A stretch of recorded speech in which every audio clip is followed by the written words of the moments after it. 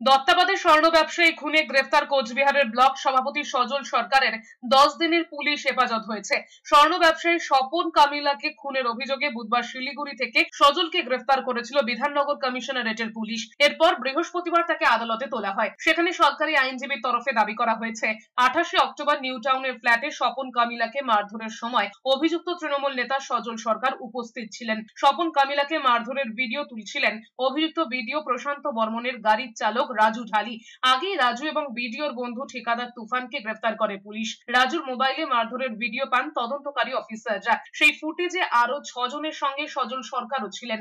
অভিযুক্ত বিডিও প্রশান্ত বর্মনও ছিলেন। এছাড়াও অপহরণ এবং খুনের দিন সজল সরকারের মোবাইল টাওয়ার লোকেশন নিউ টাউনেই ছিল। এরপরেই সজল সরকারকে গ্রেফতার করে পুলিশ।